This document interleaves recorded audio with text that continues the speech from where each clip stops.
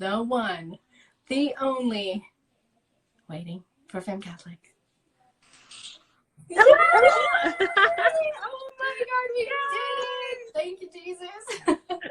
So good to see you. Oh my So good to gosh, see you too. how have you been? Oh my gosh. Well, that newborn phase. Yeah. Okay, so just as a disclaimer, if the babies need you, go totally get the babies. I'm Okay. totally okay. Plus, I also want to see the babies, so.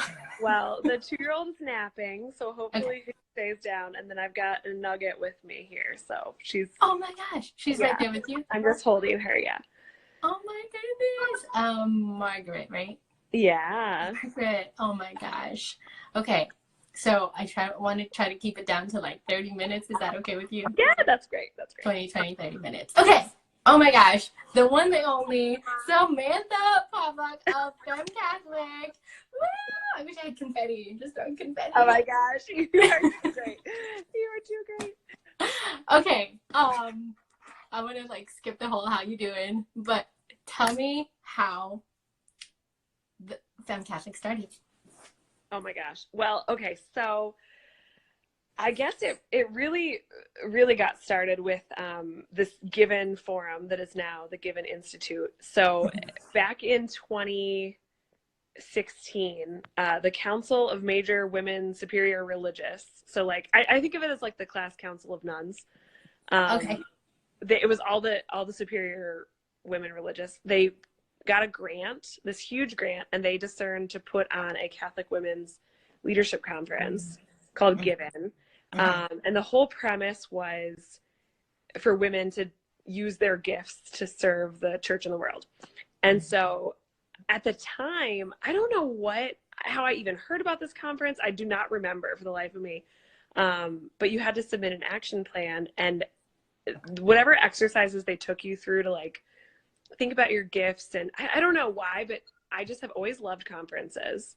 And in college, I got recruited by a friend to help plan the Edith Stein conference that's at Notre Dame. And it's run. And the whole premise of that, it's like inspired by Edith Stein, and that's how I kind of met her. I love her.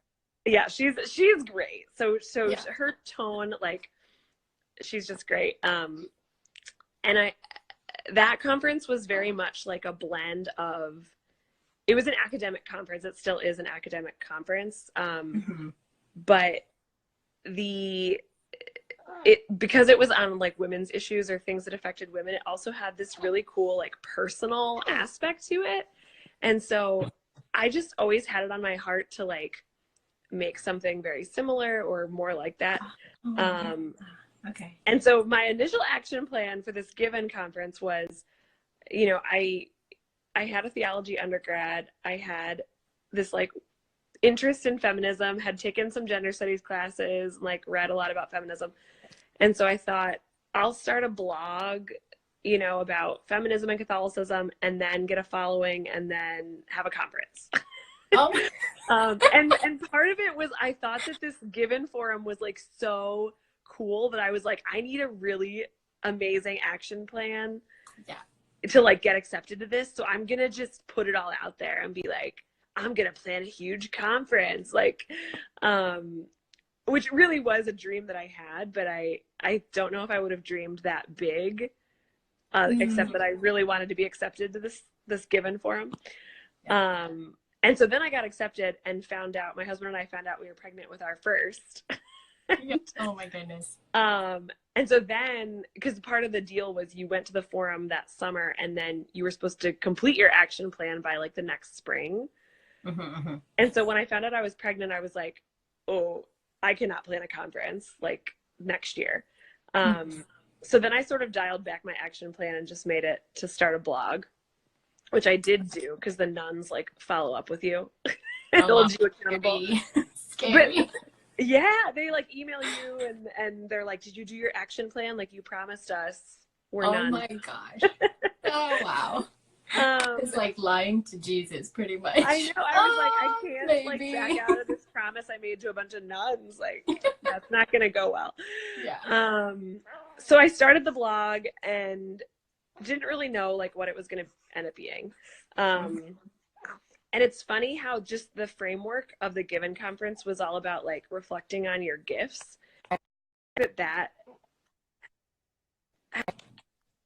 That's just like the whole framework of reflecting on your gifts has been such an important framework for me, like all along the way. So for example, when I was on maternity leave, I had all this time to start the blog and write and do some stuff. And then I went back to work and was like, I have no time to write. I'm a slow writer. I'm like not even, an amazing writer. And that was where slowly like the Holy Spirit had planted the inspiration to add contributing writers. Mm-hmm. So there was somebody who had reached out to me and said like, I love what you're doing. I would just love to write for you. And I was like, oh, interesting. And like sort of planted that seed. And so along the way, I've always kind of used that framework of like, what gifts has God given me in this season right now? So when I went back to work, like I didn't have that gift of time anymore that I had on maternity leave. Mm-hmm. But it seems like this gift of help or people or supportive, other writers was like seeming to appear. Yeah. And so I was like, okay. And the control freak in me, like, didn't want to give up being the writer. So not that it's like easy, but I do think that God has continued to work through like that lens of what gifts is he giving you right now. Mm-hmm. So I've always used that as a bit of a framework. And I forget. Now I'm just rambling. Well, so I was going to say, like, I think I remember, because I think we're both in that Catholic Working Mothers Facebook group. Yeah. And I remember this, like, you had just started it and you had put out like, well, I'm accepting contributions. And I'm like, oh my gosh, I really love this blog. But I had, where were we? That was last year. Was that last year? No, 2 years ago. It was like a year and a half ago, yeah. Yeah. That was like in the middle of a huge transition for us. And I think that was around like Hurricane Harvey. And we were in Houston at the time. And I'm like, man, I would love to, but I don't have time. But yeah, I remember you like posting it on there. And it had a lot of interest. But speaking of Facebook groups, yours is like so active. So it's funny because that was another thing that like, I don't know. I was really torn about starting a Facebook group, and a lot of business advice that I had seen said to start like basically to make people pay for it somehow, which I don't think is necessarily like to pay to be part of the Facebook group. Yeah, like to either join a membership fee and then you like also get a Facebook group as part of it. And I think it just depends on if people are trying to decide that. Like I think it just depends on what your goals are for your business. Yeah. And so, because my goal has never been to necessarily start like a FemCatholic membership. It's always been to have this conference or these series of conferences. And so for that goal, just generating like the following and the discussion and getting that audience really made sense. And so, yeah, I spent a lot of time. I also really like Facebook and Facebook groups. I'm not as good on Instagram. Which so active. I feel I like always get notifications. Yeah, I don't know. It's like I know so many people are on Instagram now, but I think that that's another like in terms of business advice. I think it's okay to stick with what you are comfortable with because that's where you're going to come across most authentically. At the same time, though, it's also okay, I think, to like branch out, or maybe God just uses you where you are, because one of the conference co-chairs and I actually connected over Instagram originally, or reconnected. So it was good that I was on Instagram, but I definitely like spent a lot more time on Facebook originally.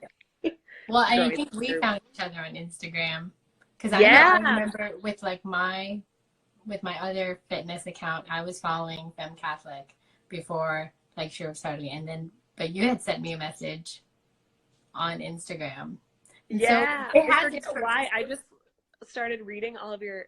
I don't remember how I even found you. I don't know either. But I was like, I just started. I just started. These people are popping up. But yeah, I mean, I think it just goes to show that you have to know like where your people are, you know, Yeah. and where like Instagram has its purpose and so does Facebook groups. And yeah, it has its purpose. Yours is like super, super active. Every time I get on, I have like 9+ notifications. No, I'm still the only moderator of the group, and I need to expand and get other moderators because it's a lot to keep up with. Yeah. Okay. I want to know how it went from just you writing and then like you had writers. I know you put out the call on like in that Facebook group, the Working Mothers Facebook group. Yeah. Did you put that out anywhere else, or was it just in Yes. that group? So I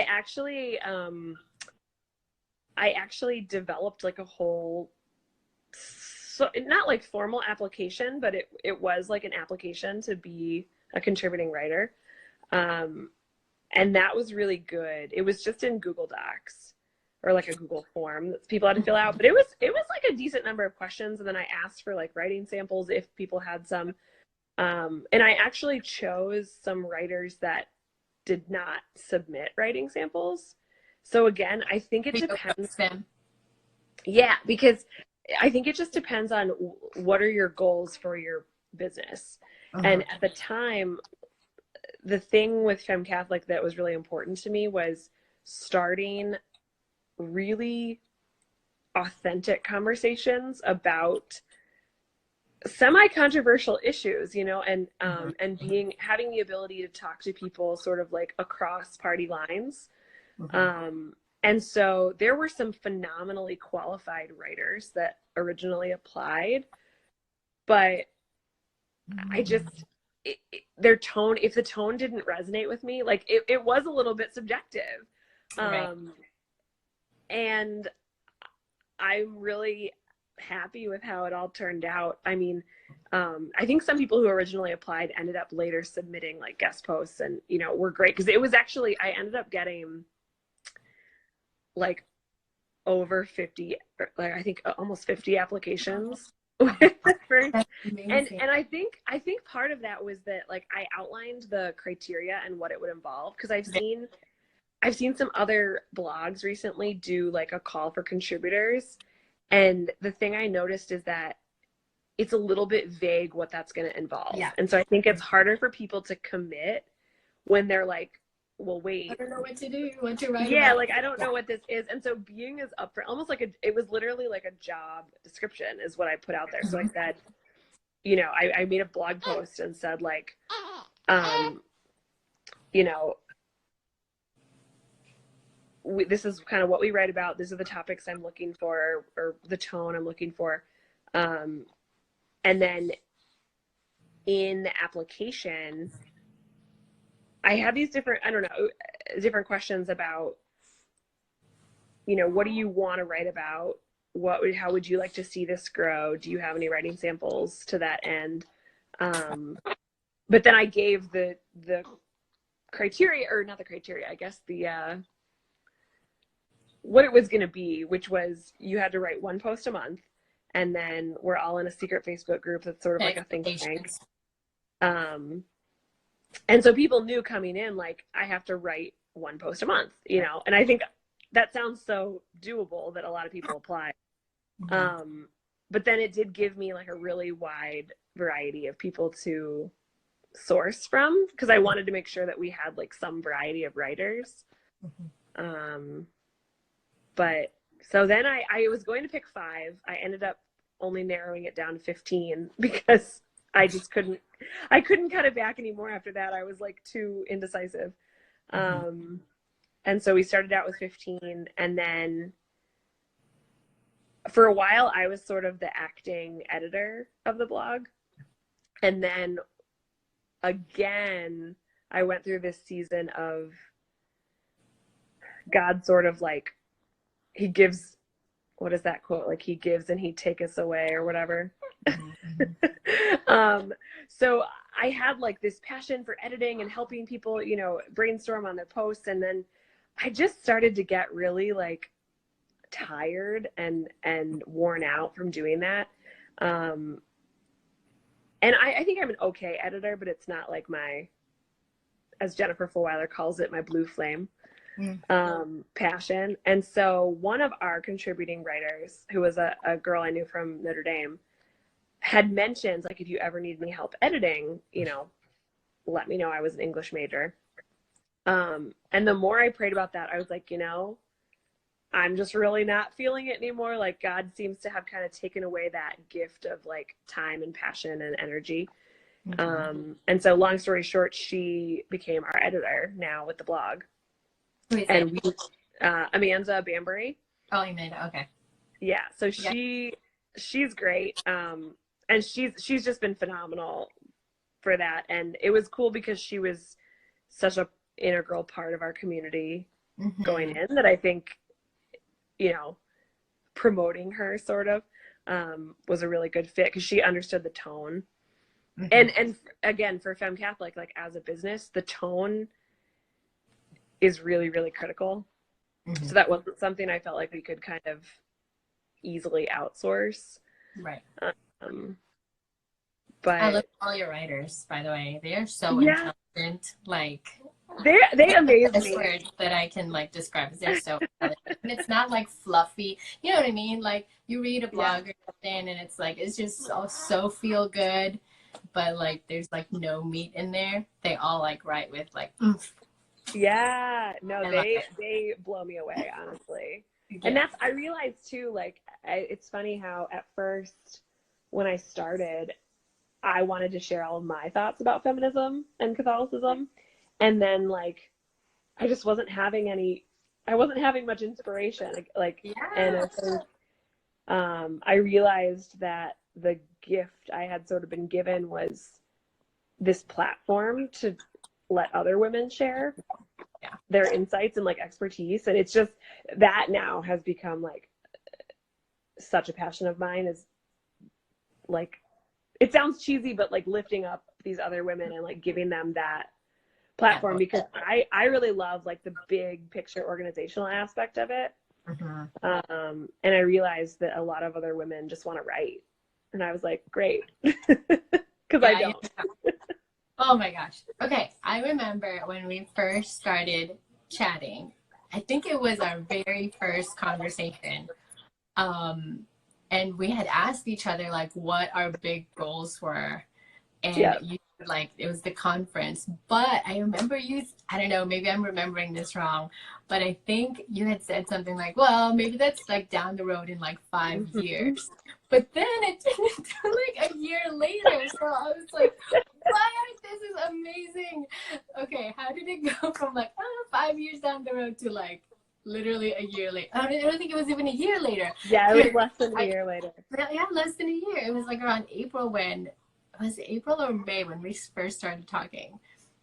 Or was it around April or May? Yeah. And because I remember I had mentioned it to you before it was a thing. And then at some point we talked again and I was like, yeah, no, we're going to do this. Like, don't think I'm crazy. Yeah. And you were so encouraging, which was great. Yeah. But so again, I think I had been, fast forward a little bit. So we got an editor. Well, I guess she started more after we had started conference planning. So pre-editor, I was still editing the blog, but I was feeling really pulled to like create a course or do something, you know, I was starting to have, because we talked briefly about that too. And, and I don't think that would have been like a bad idea, but it just wasn't like what I was actually being called to. So I think there's some quote that's like, if the devil can't get you to do wrong, he'll like distract you or something. All the shiny. And, and so that was what I was like starting to get really tempted by, like these other initiatives, I would call them. And I think when I started like journaling about it, which was crazy to look back on those initial journal entries, because they literally are like I have this huge desire to plan a conference, but I'm afraid it'll suck and no one will come. Like, just all these things. And like, a little bit cheesy, but I do think it was like spiritual attack. Yeah. Just Oh the my doubt God. that I was having, like this deep, big doubt about like, nobody would want to come to this. Like, this is a stupid idea. You know, I mean, I all these remember things. that one night, and we just like talked about like spiritual warfare and just like all these emotional things that we were going through. Yeah. I remember that one night we had like that talk. But it's like so real. I mean, it sounds crazy, but it's so real. And that's where I think like journaling has really helped me, because you can put it on paper and then read it and be like, this is not of God. Right. And that's where, so I was starting to just have all these like inklings of wanting to do something, like this anxiousness. But then every time I thought about doing a course or doing, it just didn't feel exactly right.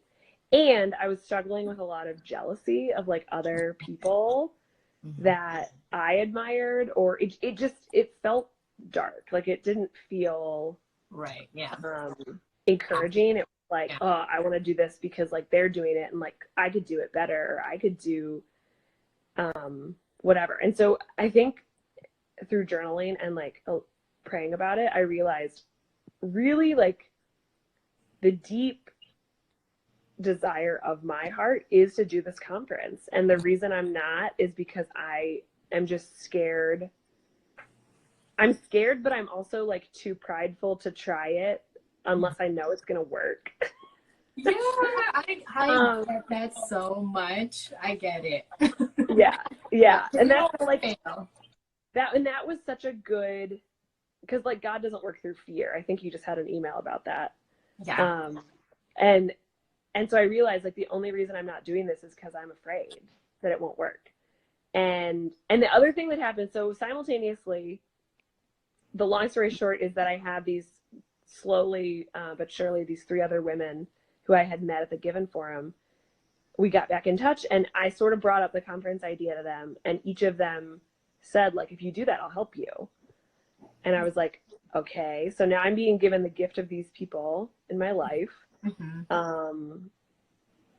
And I don't know, maybe we should just try it. And I think the thing that helped me combat like my pride was, originally we were literally planning, you know what, we're just going to do a conference, and even if it's only 100 people in my church basement, that's what we'll do, you know. And so we said we're just going to commit to doing something like very small. And then the long story short is that doors just started like opening. Yeah. And that sounds so cheesy and easy and like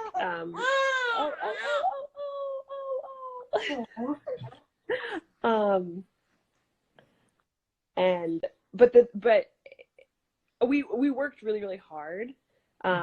So like we ended up hosting the conference at Loyola, and we got in touch with them after reaching out to probably like 10 other, you know, vendors or sponsors, or so we did a lot of work to make it what it was. But yeah, that's insane. So I think like, what is that quote, like pray as if everything depended on God, but like act as if it all depended on you, you know.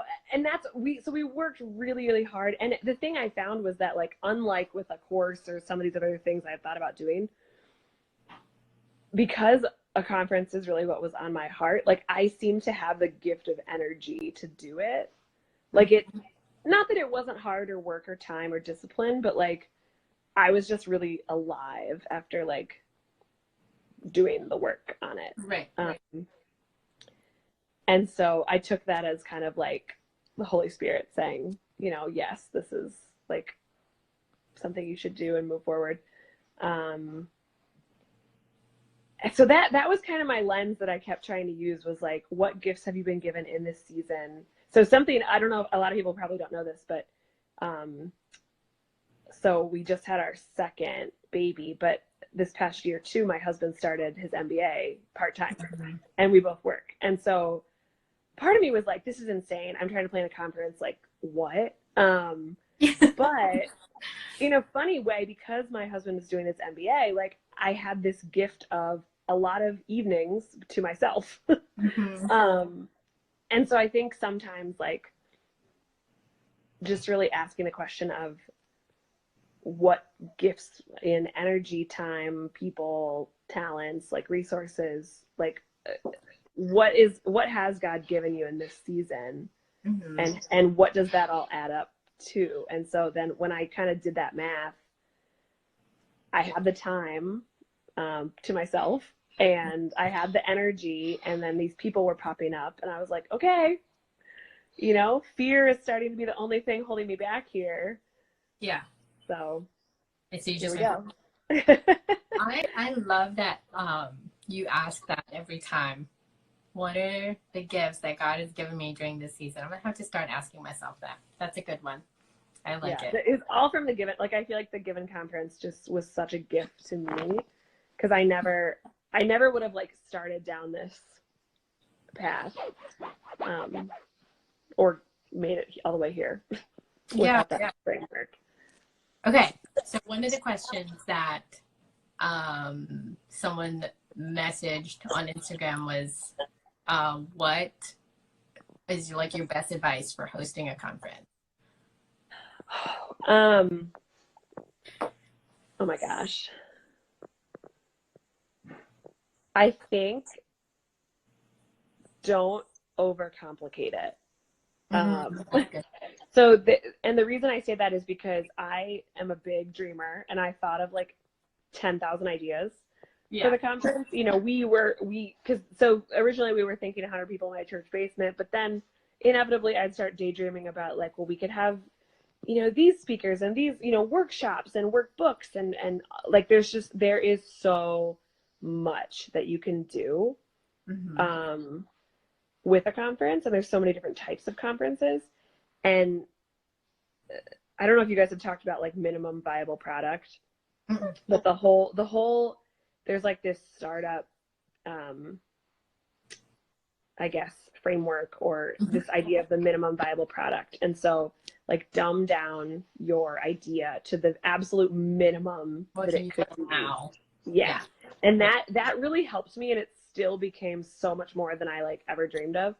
Mm-hmm. But just to get started and get going, like Yeah. that really helped me of just keep it simple. You know, so we did have speakers. Um, we had probably too many speakers, but they were all amazing. So who we could have done without, I don't know. But we just have a couple speakers. You know, we did a pretty basic, like it was just a 1-day conference. We had vendor tables, but like that was a later add-on discussion too. So we started with like one piece at a time, Mm-hmm. with kind of this, always asking that question of like, what's the minimum we Yeah. can do here to like not make this complicated. And people Right. would ask me along the way, like, oh, are you doing, you know, giveaway bags? Are you guys going to sell t-shirts? Are you gonna, like all these things? And I would always just be like, no, nope, No. nope, Yeah. nope. Because it still ended up being like a ton of work to put on what we did. So, and I think that thinking about a minimum, what's the minimum you can do and still achieve your goal, Mm-hmm. it really helps you focus in on like, what's your goal for this event? And then I know that you talk a lot about your ICA, Mm-hmm. and that's so critical too, because Yeah. when you're planning an event for somebody, like we got a lot of questions from people who I would say were not our ICA Mm-hmm. along the way. And I think it would have been really easy to like get swayed Right. from where we were trying to go with the event. Mm-hmm. And so you got to know who your ICA is. Like that never Mm-hmm. goes away in your business. Yeah. Yeah. And I find like so many people, they do something first, like they create something without Mm-hmm. knowing who's gonna use Yeah. it. And it's just kind of like the backwards way of like doing business. You have to know who it's for. Because Because the truth is, like, there's so many different types of people. And even, you know, like Catholic millennial women. Okay, that like that's not narrow enough. You have to have like this one person. And I feel like that was something that you really helped me understand and think about like from the beginning. And then that has been so critical, like in every step along the way, because it really just affects every single decision. Like it affects, so for example, a silly example from the conference was like the catering. We ended up just doing like box lunches for lunch for a couple different reasons, but in my, I knew that my ICA like wouldn't care that it wasn't like a fancy catered lunch. Yeah. And I think a lot, you know, depending on who you were thinking of, or certain people, even like some of our partners asked us like, oh, well, aren't you going to do sort of like a big lunch? And I was like, no, we're not, you know, and even in the feedback that we got after the conference, like the people who I could tell were kind of our ICA target market, they didn't care. Yeah. And so I think it's just, it really affects every single thing you do. Yes. Yes. I love that. Okay. You mentioned like speakers earlier, and then one of the questions was, did you pay your speakers? Yeah. So, it depends.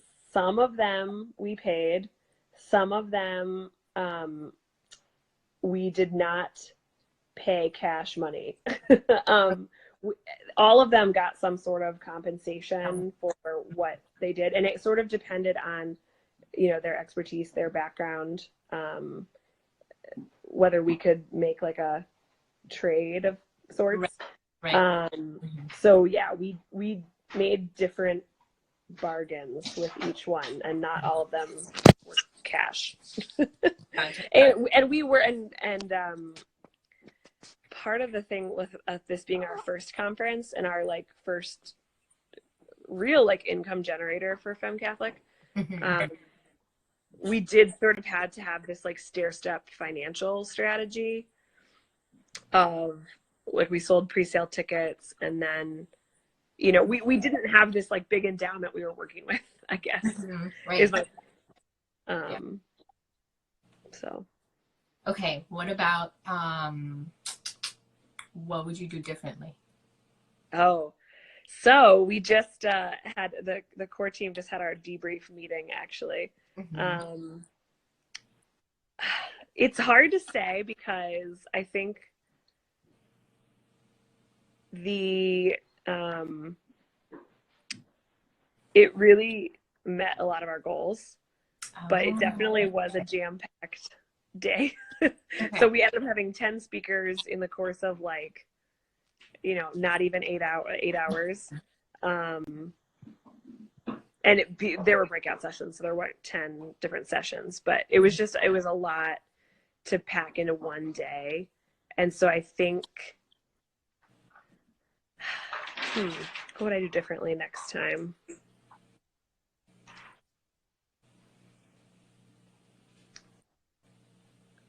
Going deeper? I don't know. Yeah, I mean, maybe, actually, so one thing was that we got a lot of, I think in the feedback that we got, it came out that I think some people just heard about like Catholic women's event in Chicago, and they were not familiar with our brand, FemCatholic. And I think the event was pretty well branded that it was a FemCatholic event, but I think we could have done a better job sharing with all the attendees what FemCatholic is all about. So like tying that in a little bit better, because I think people who were familiar with us saw the connection between like the speakers and the vendors and what they're familiar with from FemCatholic. But if people were not already familiar with our brand, I don't think we really like reinforced what we're all about, and that might have been a bit of a missed opportunity. But overall, I was like really happy with how it went, especially. It blows my mind. Like you went from, like in 5 years to like, oh, it's here and I'm pregnant and it's sold out. Well, and that was another thing, you know, like I said, we started with the idea of doing 100 people in my church basement. And then when we kind of established the partnership with Loyola, we were just hoping for maybe 200, 250. And they gave us a space that could hold 400. So then we were like, okay, well, we can keep selling until 400. That's our max. And as the ticket sales started to come in, and just the reading I had done on like events, I realized like if it keeps going at this rate, like we are going to sell out early. But until it actually happened, I think I just didn't. I don't know. It's still shocking to me, and it's kind of fun when you let God like be part of your board of directors or whatever you want to call it. Like then you can also get like awed by what happens in your business. I'm like getting teary, so I have to like do a disclaimer every time because I'm such an emotional person. But like, so we listened to a Catholic Sprouts podcast. And they have like an episode every day. We listen to it on our way to school, and they just talked about Jesus's miracles this week, and one of which was the loaf, the bread, right? The 5,000, feeding the 5,000, and so she talks about like, well, let's dissect what this means, and that God can cares about us, about our needs. He's not just going to send us away hungry, but not only that, like he's going to provide for us abundantly, like abundantly, like overflowing. And I just like get reminded of all these things that he has done in our lives. And I like this whole conference was like such a huge example of that. I mean, it's like you thought, well, yeah, 100 maybe in our church basement, and God's just like, no, wait. Just wait. Honestly though, like I was in awe. Like I really, and that's the thing that's really beautiful, I think, about like Catholic business and a business approach is that like when you bring God into it and are also really honest and authentic about, but again, like knocking down your fears and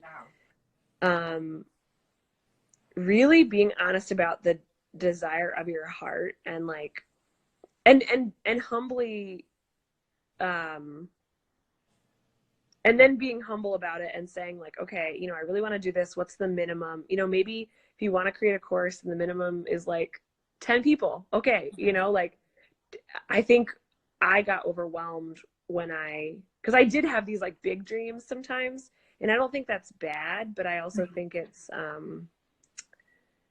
good to be humble about like, okay, God, you're in charge here. And like, if this is part of your plan for what's supposed to happen, like you got to lead the way. And then he will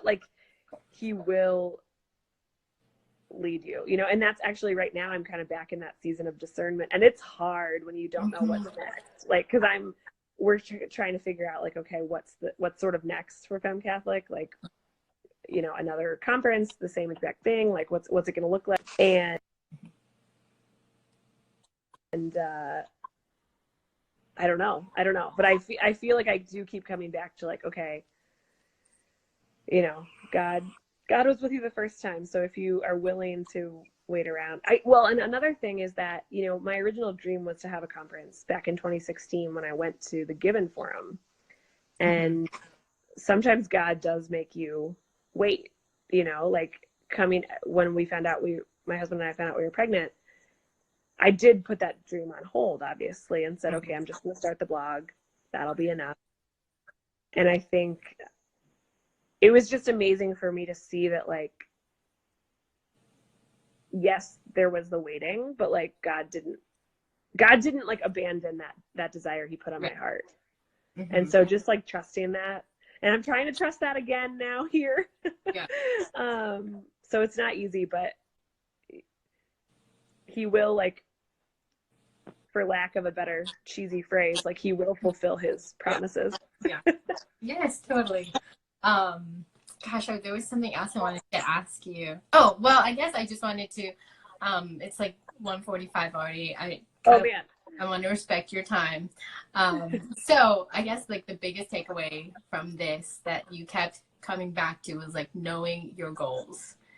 And I think throughout the life of FemCatholic, from the beginning to now, like you've just been going back to like what my goals are, what you wanted, like overall bigger picture. Yeah. Yeah. I think this not discerning from a place of fear, like, because business is scary. Mm-hmm. It's scary putting yourself out there, especially when it's like you are in charge, or you're, it's like your own business. Like, it's scary, and you're worried about how people are gonna perceive it, or what people are gonna think, or and so if you can, whether it's journaling or however you can kind of like break down those fears, and talking it out with people helps me so much. Yes. So I think that community aspect is so important. And I like, talking it out with you, like we've been talking, like over the past, year, like just having somebody else. Cause I think it's just easy for different fears to crop up, and that there's always going to be these fears. And if you can get around those and really discern, like, what is this desire that God has placed in your heart for your business, and believe that like he's gonna show up, like he will. Yes. Oh my gosh, I always love our conversations. Yeah, so do I can't believe it's already been like 45 minutes. I know, I'm sorry, I'm so sorry. I know I said 30 minutes, but I didn't want to like stop you. You were on your, I don't know, you were just on a roll with like all these good things that have been happening. So thank you so much. Oh my God. I am so excited I know you're like discerning, but I have no doubt that like FemCatholic God has like huge plans for it. So thank you so much. There was so many takeaways from this. Like my mind was like, whoa. So thank you for sharing, and thank you for being so honest. I think there were a lot of things that you said that I was like, oh my gosh, I don't know if I would have divulged that, but you were so honest and real. So thank you. Yeah. Thanks for everything you're doing. It's so silly, but like she works heartily gave me such a good framework, and like a little bit of a kick in the butt to not be afraid of that God could work through business. So yeah. Okay. Well, I'm going to let you go. Thank you so much. Have a good rest of your weekend. Rest. Yeah, you too. For me. Can I see her real quick? Can I see her real quick? Oh my gosh, yes. Here. I gotta get her up. Here we go. Come here, little baby girl. Sorry, I had to pick her up. She's oh. Like, be still, my little It's so adorable. I love her. Oh my God, there's cheeks. Okay, 2 weeks old. How many? 3? 2 weeks old. 2 weeks. Oh my gosh. Yeah. Well, you look good. You look so good. Thanks. We're hanging in there. So. All right, girl. I will talk to you later. Okay. Bye.